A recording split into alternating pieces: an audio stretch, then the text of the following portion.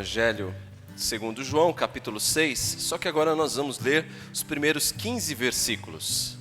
João 6, versos 1 a 15. 6, versos 1 a 15. É um texto bem conhecido nosso, a primeira multiplicação dos pães.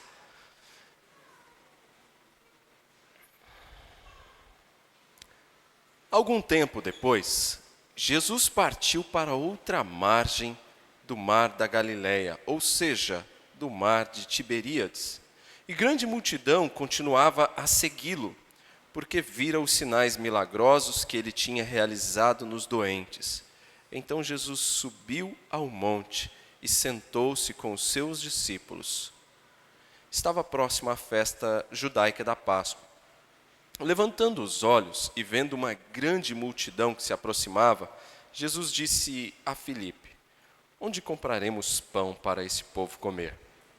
Ele fez essa pergunta apenas para pô-lo à prova, pois já tinha em mente o que ia fazer.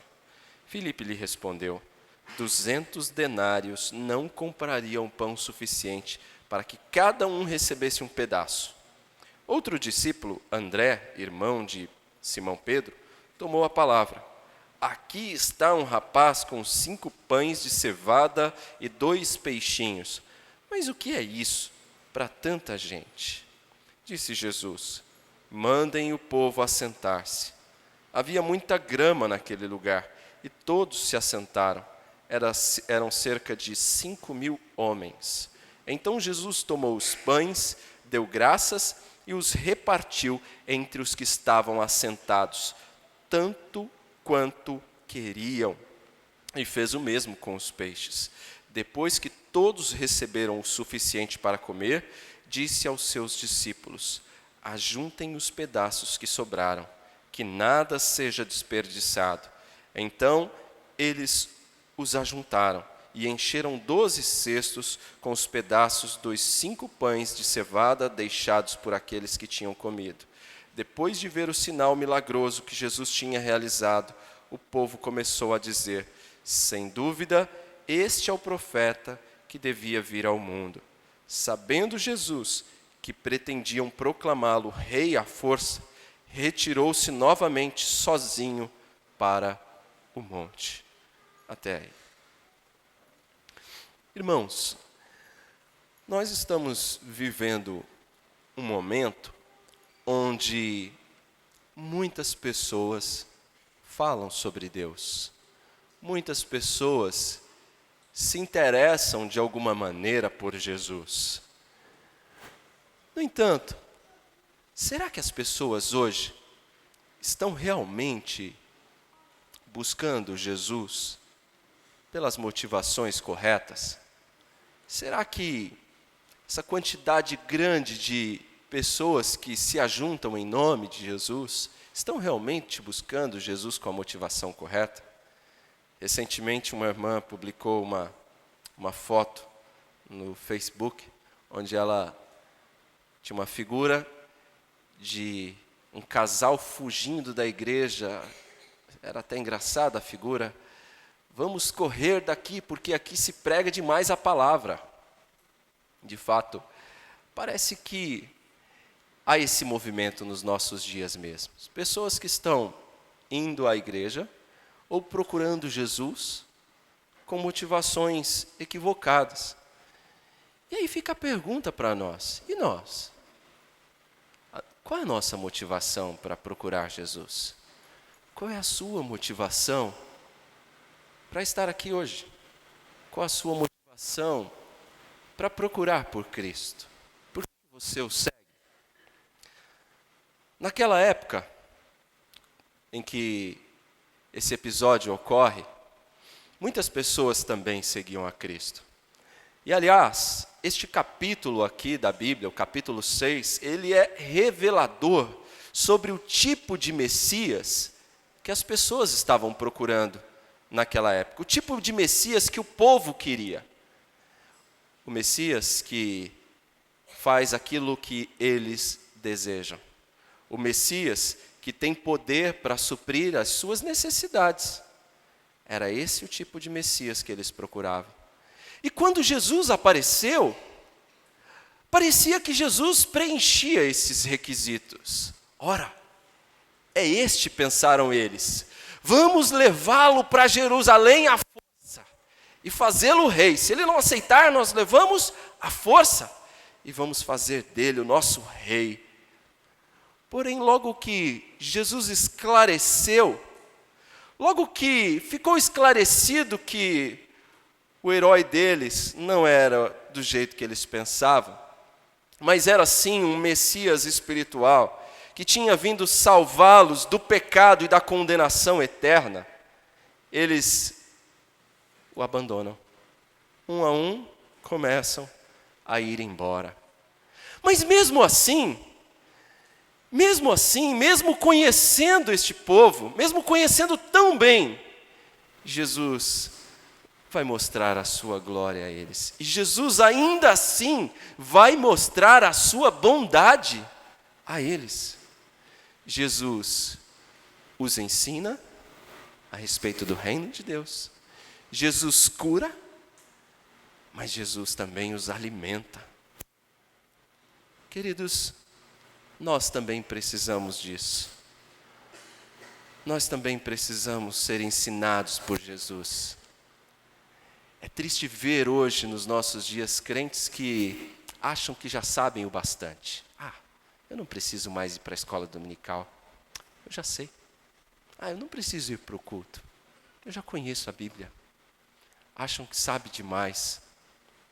Eu gosto de olhar para o Salmo 27, porque o salmista ali se coloca na posição de um eterno aprendiz na presença do Senhor.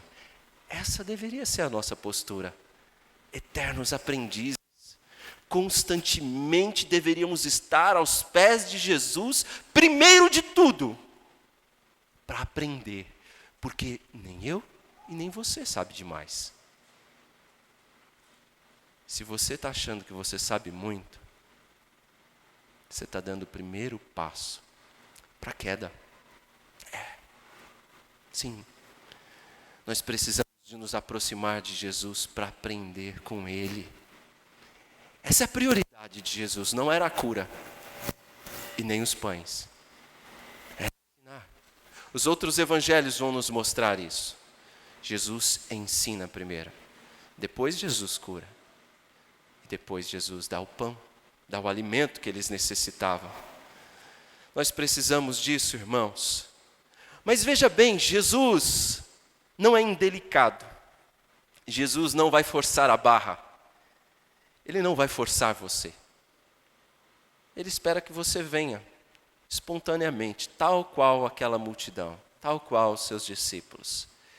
É por isso que eu dei a essa mensagem o título, Você quer pão? Jesus não vai forçar a barra. Você quer pão? A mesa está posta. Jesus estava na Galileia, próximo ao mar de Tiberíades. E esse nome foi dado por Herodes Antipas, em homenagem a Tibério César, imperador romano. E não demorou muito para que a cidade também recebesse o nome desse lago. Seu ministério estava a pleno vapor. Jesus passava em momentos que multidões o seguiam, daqui a pouco multidões o odiavam, o perseguiam. Estava a pleno vapor. Jesus registra para nós aqui algo muito importante. O que Jesus estava prestes a fazer é algo extremamente importante. Tanto é verdade isso que é registrado nos 4 evangelhos. Esse é o único sinal que Jesus faz, o único milagre que Jesus faz, que nós temos registrado nos 4 evangelhos. Tamanha é a importância do que Jesus estava para fazer naquele instante. Com esse milagre, Jesus estava ensinando para o povo, para toda aquela multidão, e principalmente aos seus discípulos, que Ele é o pão da vida. Jesus estava ensinando que Ele é Deus, que Ele e o Pai são um, e Ele é o pão da vida, que não tem como se satisfazer com qualquer outro tipo de alimento que não seja com Ele, com o pão da vida. É o único que pode realmente satisfazer a fome da nossa alma. Pois bem, a primeira grande verdade que nós aprendemos neste texto, quando observamos logo no início do texto, é que o cansaço não impediu que Jesus demonstrasse compaixão.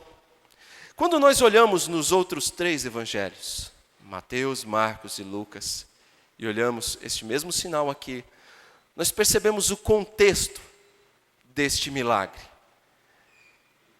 Jesus e os seus discípulos estavam muito cansados. E então Jesus tem a ideia de vamos para outra margem, vamos atravessar, vamos para o outro lado, porque vocês precisam de descanso. Vocês precisam de descansar um pouco. Jesus se preocupava com o estado físico dos seus discípulos. Eles não estavam apenas cansados, estavam também um tanto quanto abatidos, é verdade.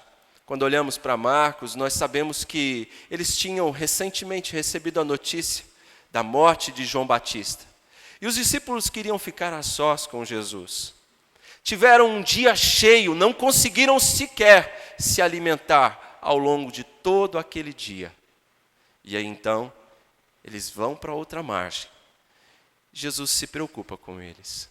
Os chama para um lugar afastado, a fim de que eles pudessem descansar um pouco. Porém, aquele descanso foi interrompido pela multidão, porque enquanto eles iam de barco, outros saíram correndo. Aquela mesma multidão não queria deixar Jesus por nada, e saem correndo, vão pela margem. E quando Jesus e os seus discípulos estão descansando, eles são interrompidos no seu descanso, porque se achega aquela multidão. Grande multidão continuava a segui-lo, porque viram os milagres que ele tinha realizado, diz o verso 2. Então Jesus sentou-se com seus discípulos, eles estavam descansando. Ora, merecidas férias, merecido descanso.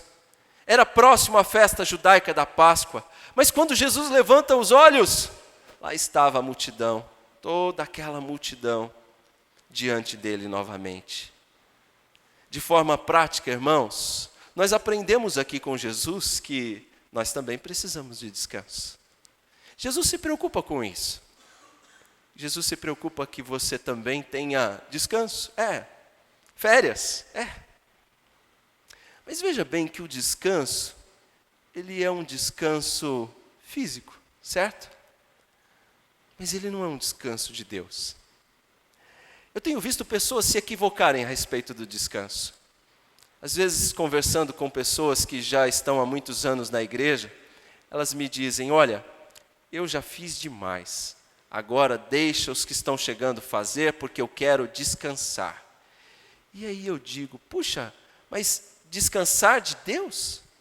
Descansar do Senhor? Eu entendo que outras pessoas também tenham que trabalhar, mas descansar de Deus? Tirar férias de Deus? Outra vez vi um irmão dizer para mim, olha pastor, quando eu tiro férias eu não levo nem minha Bíblia.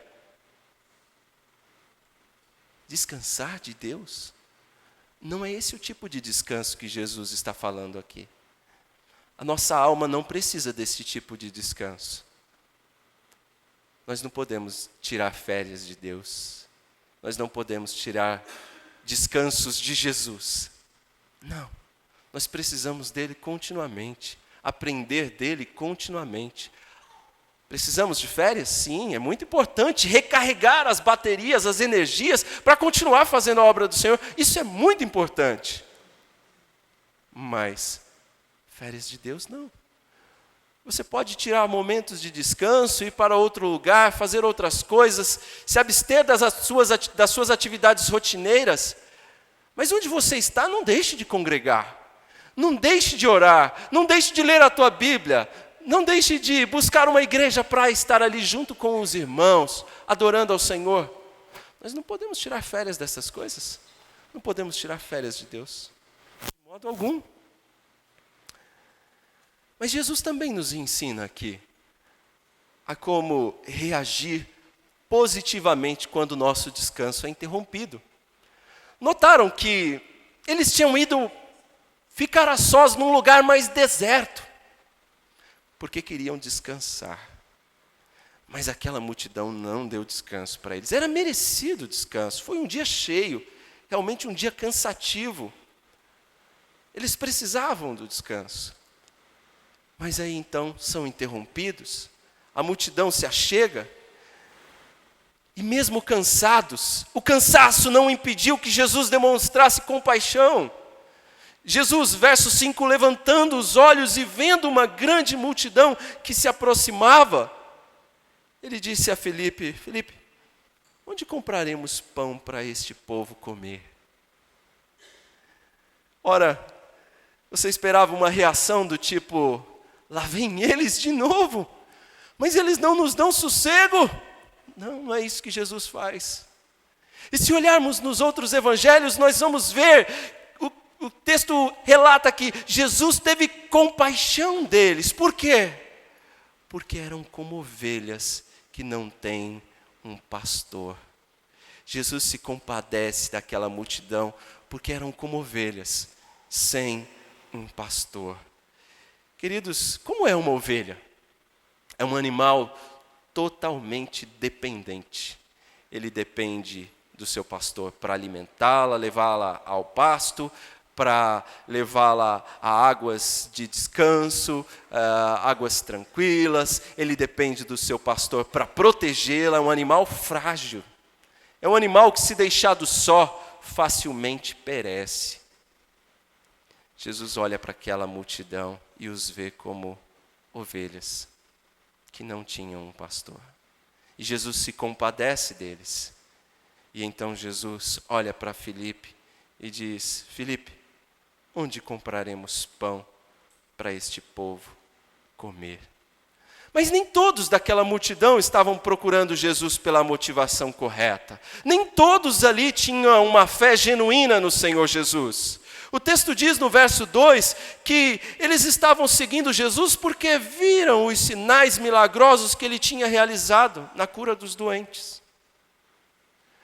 Não estavam seguindo a Jesus porque criam que ele era o Messias, o Filho de Deus. Não era a mesma fé de Pedro, aquele que tem a palavra de vida eterna. Não era essa a motivação deles. Mas mesmo assim, Jesus se compadece deles, porque eram ovelhas que não tinham um pastor. E Jesus, então, uma vez tendo compaixão deles, Jesus os ensina, cura e alimenta. Jesus faz isso. Eles também precisam de pão. Não eram só os 12 que precisavam de pão. Eles precisavam. E Jesus olha para Filipe e pergunta: onde vamos comprar pão para eles, Filipe? Jesus sabe que não era só eles, os 12 que estavam com fome, precisavam de pão. Aquela multidão toda também precisava. E Jesus já sabia disso. Jesus já sabia que aquela multidão viria até ele. Jesus já sabia também o que iria fazer. Jesus já havia decidido alimentá-los muito antes. Ele sabia muito bem o que ia fazer. Aliás, Jesus sempre sabe o que vai fazer. Sempre. O processo de aprendizado aqui, irmãos, esse teste que Jesus aplica aqui, é para o benefício dos 12. Não era necessariamente para o benefício da multidão. É para os 12. Para que eles tivessem a fé no Senhor fortalecida. O processo de aprendizado, ele é também para o nosso benefício. Jesus sabia muito bem o que ia fazer, mas nem por isso ele pula o processo. Jesus sabia muito bem qual era o fim do filme, mas nem por isso ele pula para a última parte. Ele permite que eles passem por todo o processo, para que aprendam. Passar por todo o processo é necessário para que aprendamos. Nós não podemos pular etapas e já ir para o final.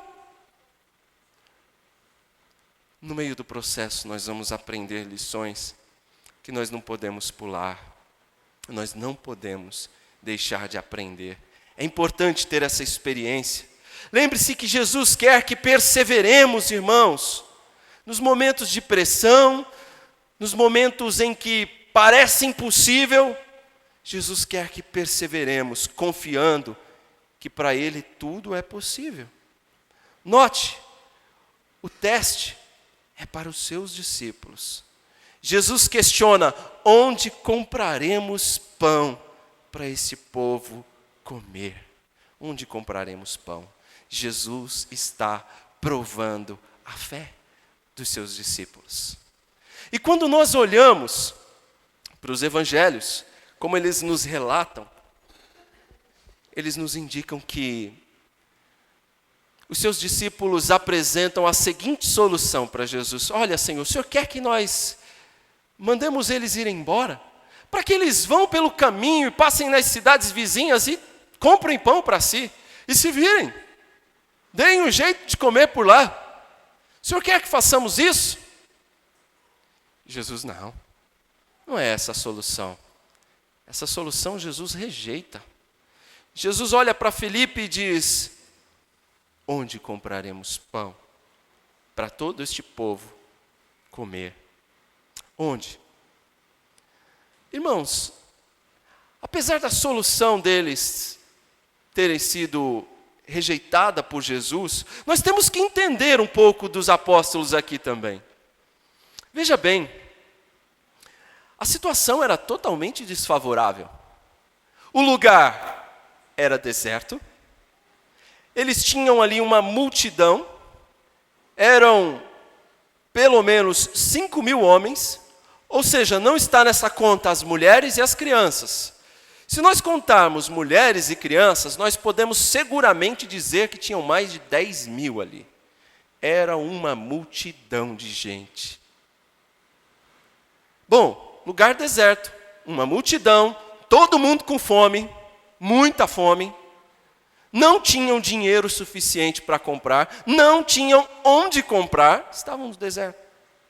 A hora já era avançada, realmente era tudo desfavorável.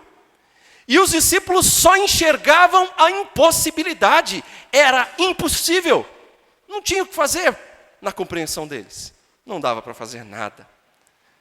Filipe, então, quando questionado pelo Senhor, o que ele diz? Olha o versículo 6. Bom, primeiro, Jesus fez esta pergunta com o objetivo, colocá-lo à prova, porque Jesus já tinha em mente o que ia fazer. Jesus já sabia o que ia fazer. Jesus está testando. Jesus está provando Filipe. Jesus está provando a fé de Filipe. E olha o que Filipe vai responder: 200 denários não comprariam pão suficiente para que cada um recebesse um pedaço. Qual era a razão da pergunta? Nós já sabemos. Jesus estava provando Filipe. Mas veja que parece que Filipe não entendeu a pergunta de Jesus. Jesus está perguntando a Filipe: onde compraremos pão para esse povo? E Filipe diz: olha, 200 denários não dá. Espera aí, eu perguntei aonde vamos comprar, não perguntei se tem dinheiro. E quem era o tesoureiro? Não era nem ele. Era Judas. Não era nem ele quem carregava a bolsa. Mas Jesus pergunta para ele: onde compraremos? Talvez ele conhecesse um pouco mais a região, não sabemos. Mas o fato é que Jesus pergunta para Filipe: onde compraremos? E Filipe responde outra coisa: 200 denários não dá, Senhor. Quanto era 200 denários? Não queira fazer a conta. Muitos estudiosos querem fazer a conta dizendo que representava 17, 20 dólares. Furada, não é verdade. A moeda oscila muito. Tem tantas variações cambiais, não dá para dizer que representa tantos reais, tantos dólares. O que dá para dizer é o que era efetivamente. Um denário era o salário de um trabalhador de um dia. Um dia de trabalho. Por um dia de trabalho, um trabalhador comum ganhava um denário. 200 denários, nós estamos falando em 8 meses de trabalho. Filipe rapidamente fez a conta.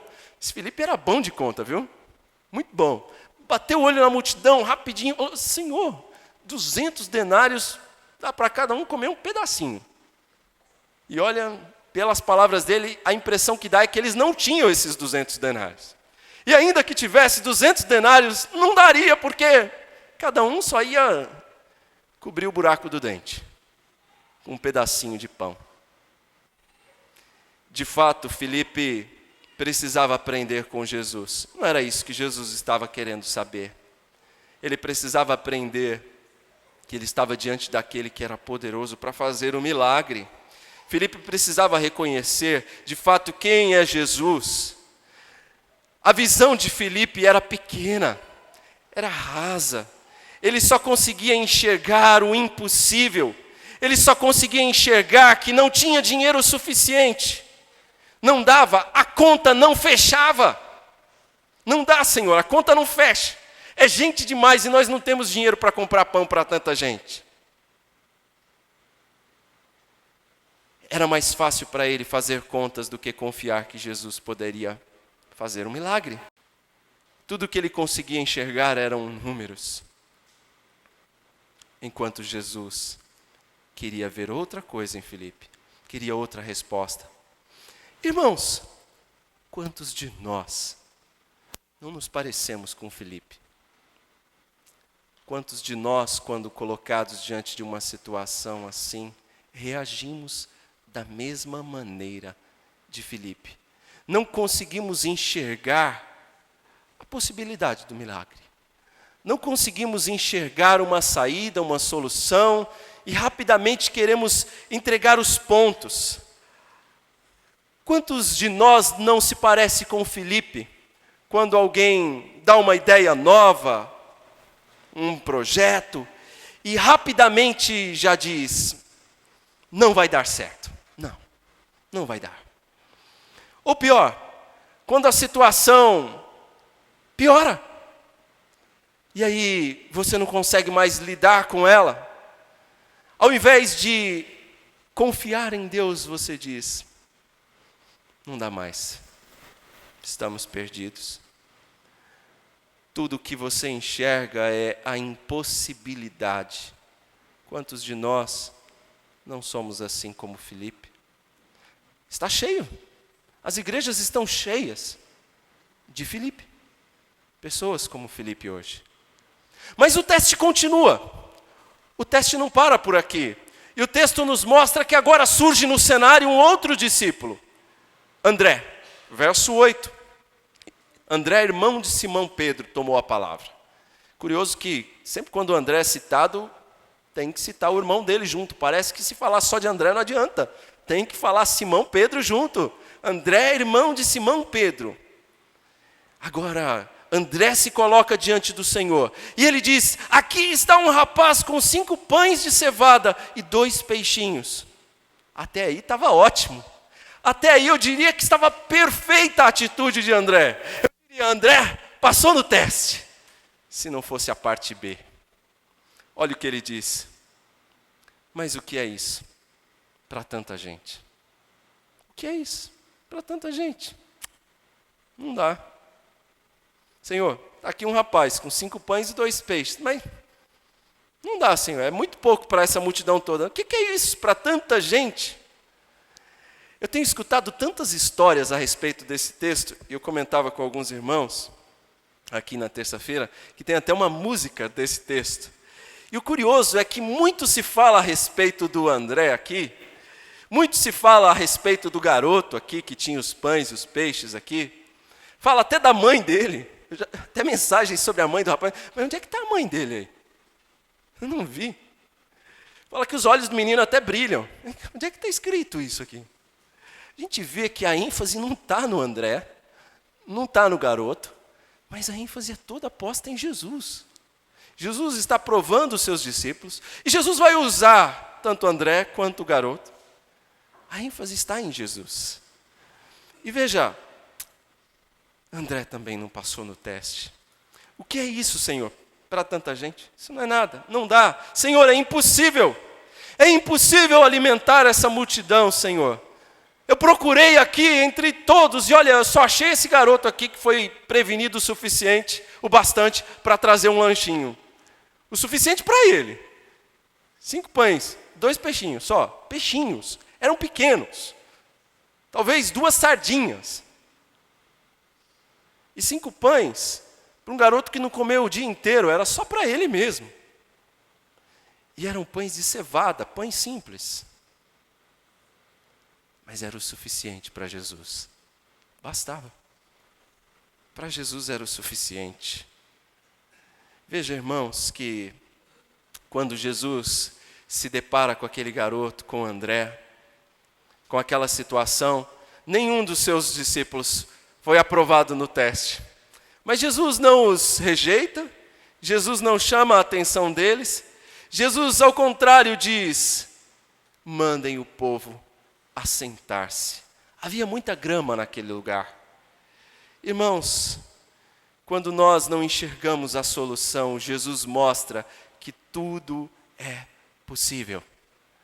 Quando Jesus nos chama para a sua obra, Ele não nos manda prover os recursos, mas Ele providencia para a sua obra. Isso é responsabilidade dEle. Mas Ele nos chama para que coloquemos tudo em suas mãos, para que coloquemos o pouco, o insuficiente que temos, ainda que seja só 5 pães e 2 peixinhos, que coloquemos isso nas suas mãos. Porque fazer um milagre é com Ele, não é comigo e com você. Fazer um milagre, multiplicar, é com Jesus. E é isso que Jesus vai fazer nesse instante. Aquela multidão se via sem recursos. Os discípulos, impossibilitados. Mas é na nossa impossibilidade que Jesus faz o milagre. Esse é o tempo certo de Jesus. Esse é o momento em que Ele faz o milagre. Esse é o momento que Jesus faz a sua especialidade. O impossível acontecer. É na nossa incapacidade que o milagre vai acontecer. Não temos a solução, não podemos fazer o milagre, mas nós podemos e devemos levar o pouco que temos às mãos do Senhor e confiar que Ele multiplicará. Sim, isso nós podemos fazer. E mais, nós podemos depois distribuir aquilo que Jesus multiplicou. Foi isso que fizeram os discípulos, foi isso que fizeram os apóstolos. É isso que nós podemos também fazer, ajudar a alimentar a multidão. Jesus fazia questão de fazer esse milagre de maneira pública, na presença da multidão e contando com os seus discípulos como ajudantes. Isso é um detalhe nesse milagre. Costumeiramente Jesus não faz isso, mas aqui Jesus faz questão de usar os seus discípulos como ajudantes. E eles vão distribuir os alimentos. Assim, irmãos, nós aprendemos mais uma lição aqui. Que quando enfrentarmos uma impossibilidade, nós temos que colocá-la nas mãos do especialista. Foi o que André fez. Trouxe o garoto. Aliás, isso conta a favor do André, tá? Convencer um garoto para dar o lanche não deve ser uma tarefa muito fácil. E o garoto deu. E aí então ele traz até Jesus e Jesus faz o milagre. Veja, irmãos, a lição que nós aprendemos com Jesus aqui. Nós temos que levar o nosso caso impossível, o nosso caso difícil, para o especialista. Nós não temos que tentar resolver ao nosso jeito, quando nós temos um especialista que pode fazer. Talvez você tenta resolver do seu jeito e você dá um nó pior, você vai enrolar ainda mais, vai dar um nó terrível. Ao invés de fazer isso, leva direto para o especialista. Vá direto a Jesus. Não queira resolver do seu jeito e depois que você já deu tanta cabeçada, aí você vai e leva para Jesus. Vá logo a Jesus. Ao invés de tentar a sua maneira, diga logo a Jesus: Senhor, me ajuda na minha incapacidade. Como disse aquele pai na leitura feita pelo presbítero Rômulo: Senhor, me ajuda na minha incredulidade. Senhor, me ajuda na minha impotência, na minha incapacidade. Eu creio no Senhor, me ajuda. Leva para o especialista. Esses dias eu estava com um problema no computador. E eu sou assim um expert, quase um hacker, no computador. para fazer uma assinatura digital. E eu liguei para o presbítero Saulo, que com toda boa vontade conhece mais do que eu, tentou me ajudar, mas não teve jeito. Aquela pecinha atrás do computador não manuseia muito bem. E não dava certo. E foram ali umas horas tentando fazer e não saía. Aí eu pensei bem, falei, tem uma assistência técnica aqui perto. Peguei o computador, botei no carro. Fui lá, o rapaz olhou, em 2 minutos, está pronto. 2 minutos. Eu já tinha perdido umas 3 horas. Já estava desconfigurando todo o computador. E o rapaz, em 2 minutos, resolveu.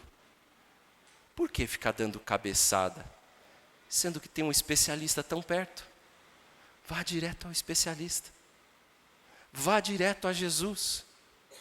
Coloca direto na mão dele, ao invés de ficar dando nó. Tentando desembramar e você enrola mais.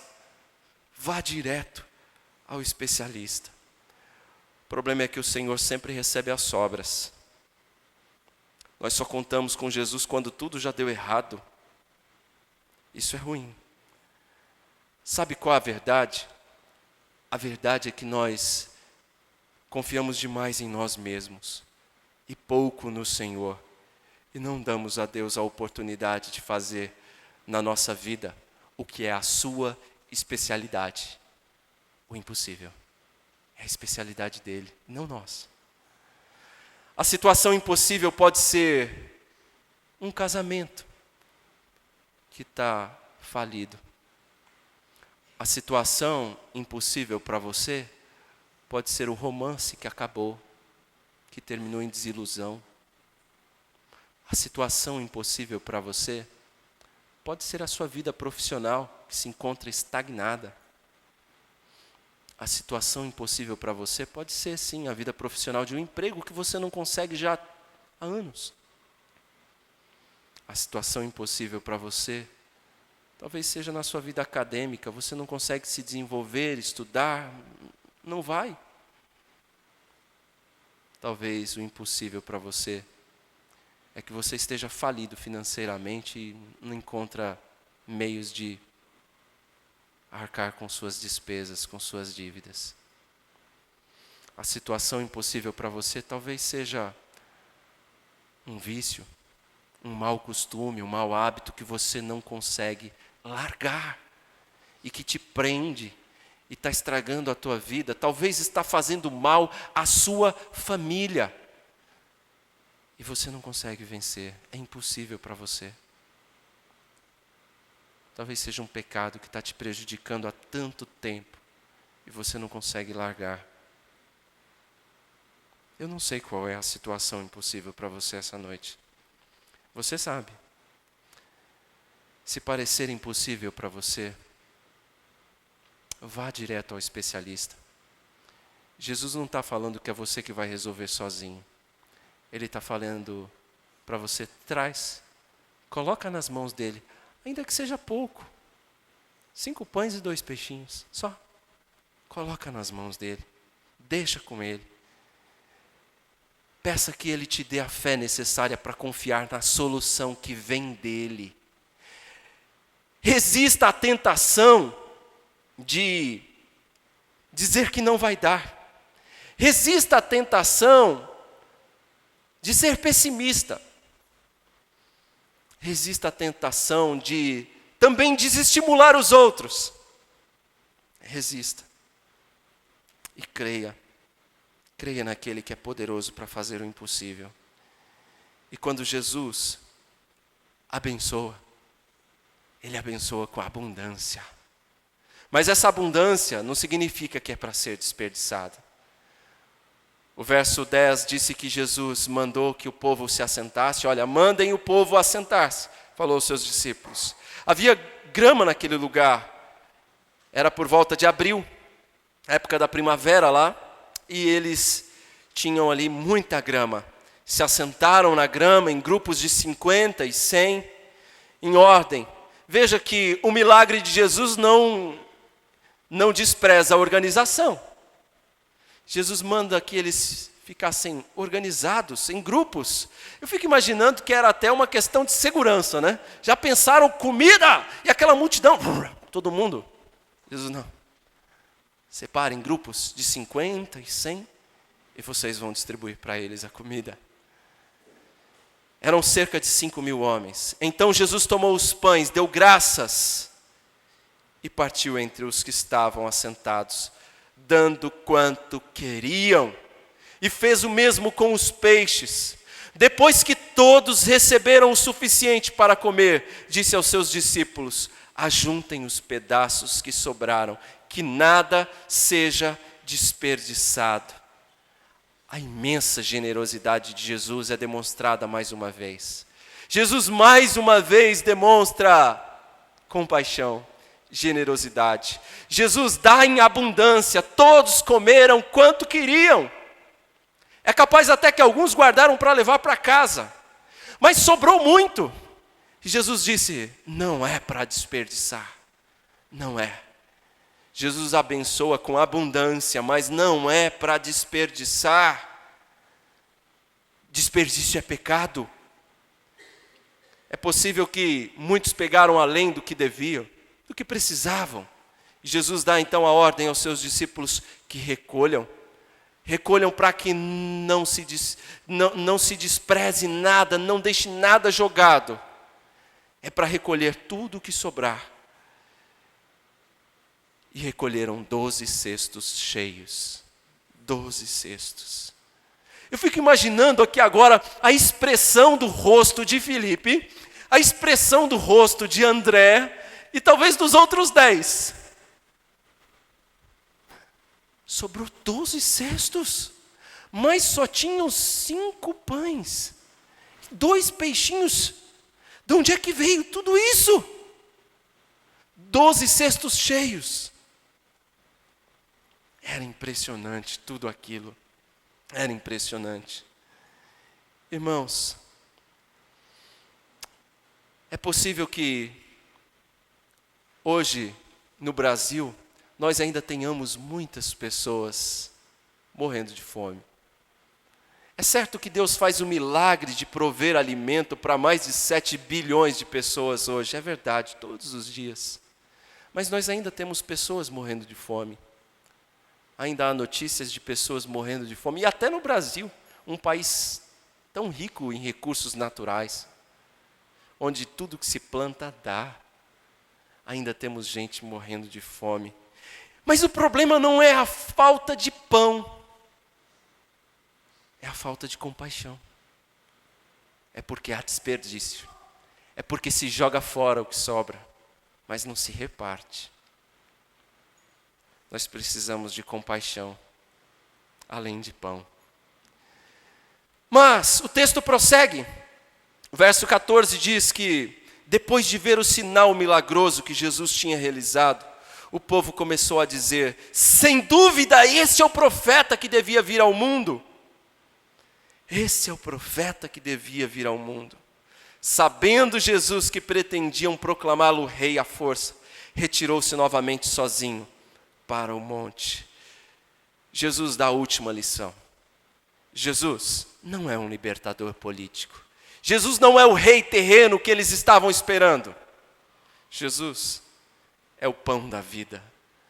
A multidão o reconhecia como um grande profeta, certamente alguém maior do que Elias, que também fez um milagre parecido. Certamente alguém maior que Moisés, mas o viam apenas como um rei político, um rei que os livraria da opressão romana, um rei que iria dominar sobre eles e libertá-los da opressão dos romanos. Era assim que eles enxergavam Jesus. E Jesus então diz: não é para isso que eu vim. Eles precisavam enxergar Jesus como o Rei dos Reis, como o Senhor dos Senhores, como aquele que veio libertá-los do pecado e da condenação eterna, e não apenas da opressão de Roma. Eles precisavam de ver naquele sinal de Jesus, que Jesus é o pão da vida, Ele é o Deus encarnado, Ele é o Filho de Deus. Assim como Pedro muito bem entendeu, é aquele que tem a vida eterna em si mesmo, por meio de quem podemos ser salvos. Ele é o único caminho, Ele é a única verdade, e somente por meio dele temos a vida. Era isso que eles precisavam entender. E sabendo Jesus que não era assim que eles estavam enxergando, que queriam fazer dele apenas um rei político. Jesus então se dispersa. Jesus foge daquela multidão e vai para ficar sozinho no monte. Irmãos, muitos de nós hoje também precisamos de pão. Também precisamos de cura, também precisamos de um milagre na nossa vida. Eu disse agora há pouco, eu não sei qual é o seu impossível. Não sei. Deus o sabe. Nós precisamos do Deus que faz o impossível? Sim. Mas nós precisamos do pão da vida em primeiro lugar. Nós precisamos daquele que pode nos dar a vida eterna. Nós precisamos daquele que de fato pode saciar a sede da nossa alma. Daquele que pode satisfazer de verdade. Jesus, o Senhor. Não prenda os olhos no impossível como fez Filipe, Tiago, como fez João, como fez Pedro, todos os discípulos que ali estavam. Não enxergavam a possibilidade. Vamos dispersar essa multidão para que vá embora. E se virem pelo caminho. Só enxergavam o impossível. Jesus nos convida a crer no impossível. Crer que Ele é poderoso para fazer o impossível acontecer. Você crê nisso? Se você não crê, faça como aquele pai que se achegou a Jesus e disse: Senhor, ajuda-me na minha incredulidade. Ajuda-me.